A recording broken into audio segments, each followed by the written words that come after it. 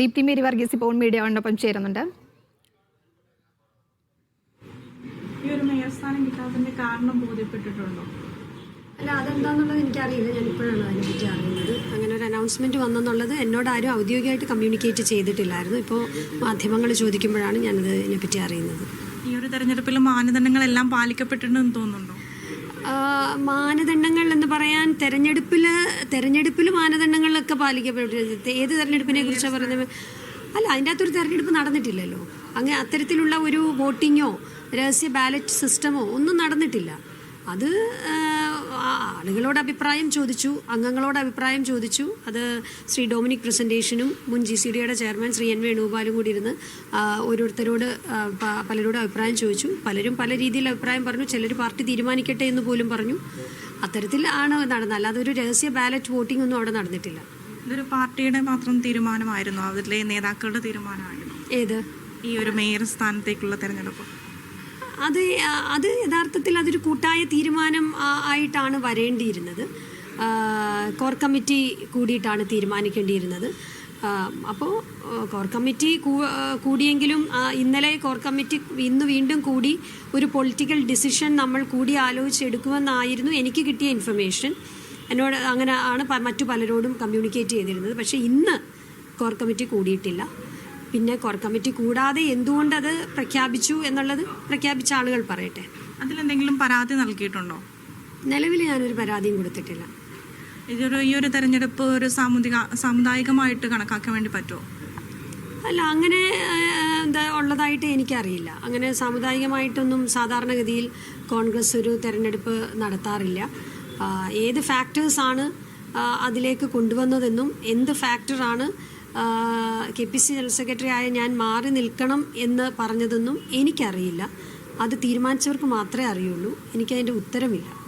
സീനിയറായ താങ്കൾ ഇപ്പം ഇവിടെ നിൽക്കുമ്പോഴാണ് മറ്റുള്ളവർക്ക് ഈ ഒരു സ്ഥാനം നൽകുന്നത്. അപ്പോൾ വേറെ എന്തെങ്കിലും സ്ഥാനം വാഗ്ദാനം ചെയ്തിട്ടുണ്ടോ പാർട്ടി? ഇല്ല, എന്നോട് ഇത് പ്രഖ്യാപിക്കുന്നത് പോലും കമ്മ്യൂണിക്കേറ്റ് ചെയ്തിട്ടില്ല. ഞാൻ കുറച്ച് മുമ്പ് കൂടി DCC പ്രസിഡന്റായിട്ട് സംസാരിച്ചതാണ്. ഇത് പ്രഖ്യാപിക്കാൻ പോകുന്നതിന് മുൻപ് തീർച്ചയായിട്ടും കോർ കമ്മിറ്റി കൂടുകയും എന്നോട് കമ്മ്യൂണിക്കേറ്റ് ചെയ്യുകയും ചെയ്യുമെന്ന് ഞാൻ പ്രതീക്ഷിച്ചു. കാര്യം ഞാനും ഒരു കോർ കമ്മിറ്റി അംഗമാണ്. എറണാകുളം നഗരത്തിൻ്റെ കോർ കമ്മിറ്റി അംഗമാണ്, ജില്ലയുടേതും കോർപ്പറേഷൻ്റെയും.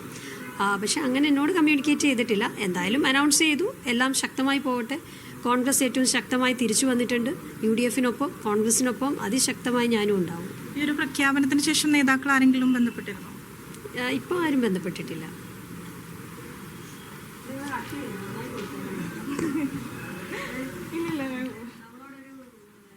മുഹ്സിന അസുണ്ട് വാർത്തയുടെ വിശദാംശങ്ങൾ നൽകാൻ. മുഹ്സിന, ഇനി തർക്കത്തിനൊടുവിൽ മേയർ സ്ഥാനത്തിൽ ഒരു തീരുമാനമായി എന്ന് ഇനി പറയാൻ പറ്റുമോ? വലിയ അതൃപ്തിയുമായിട്ടാണ് ദീപ്തി മേരി വർഗീസ് രംഗത്തെത്തിയിരിക്കുന്നത്.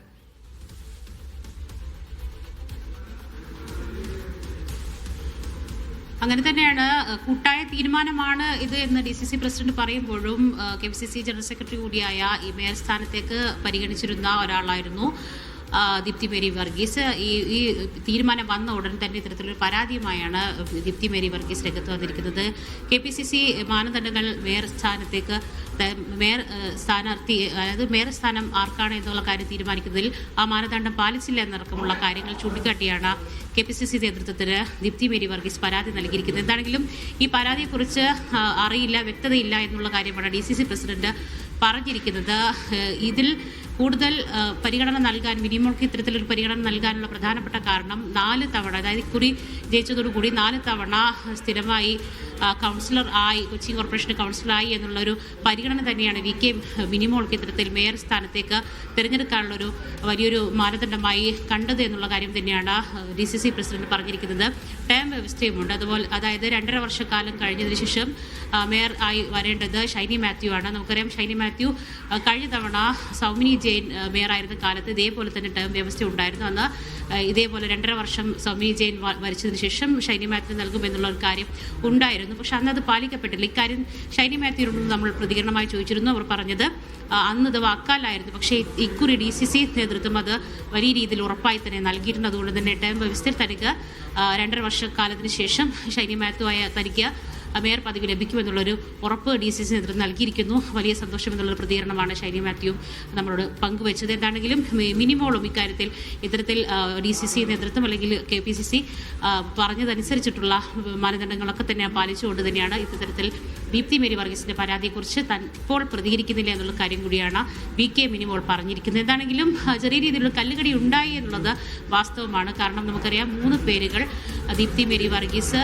അതുപോലെ തന്നെ VK മിനിമോൾ, ഷൈനി മാത്യു എന്നിവരുടെ 3 പേരുകളാണ് വനിതാ സംവരണം ഉണ്ടായ സമയത്ത് തന്നെ ഇത്തരത്തിൽ ജയം വന്നതുടൻ തന്നെ പേരുകൾ പരിഗണിക്കപ്പെട്ടിരുന്നത്. വലിയ രീതിയിലുള്ള ചർച്ചകൾ നടന്നു. അതിനുശേഷമാണ് KPCC നേതൃത്വം DCC നേതൃത്വത്തോട് അധികം വൈകാതെ തന്നെ ഇത്തരത്തിലൊരു അന്തിമ തീരുമാനം കൈക്കൊള്ളണമെന്ന് ആവശ്യപ്പെട്ടത്. നമുക്കറിയാം 26-ാം തീയതിയാണ് മേയർ അതുപോലെ തന്നെ ഡെപ്യൂട്ടി മേയർ സ്ഥാനത്തേക്കുള്ള സത്യപ്രതിജ്ഞ നടക്കേണ്ടത്. അതുകൊണ്ട് തന്നെ അധികം വൈകരുത് എന്നുള്ള നിർബന്ധം ഉണ്ടായിരുന്നു. എന്താണെങ്കിലും ഇന്നലെയും ഇന്നുമായി നടന്ന കോർ കമ്മിറ്റി യോഗത്തിന് ശേഷമാണ് ഇത്തരത്തിൽ 2 ടേം വ്യവസ്ഥയിൽ 2.5 വർഷക്കാലം എന്ന ടേം വ്യവസ്ഥയിൽ മിനിമോൾക്കും അതുപോലെ തന്നെ ഷൈനി മാത്യുവിനും കൊച്ചി മേയർ പദവിയിലേക്ക് നറുക്ക് വീണിരിക്കുന്നത്. ശരി മൂസന, വിവരങ്ങൾ നൽകിയത് മൂസന.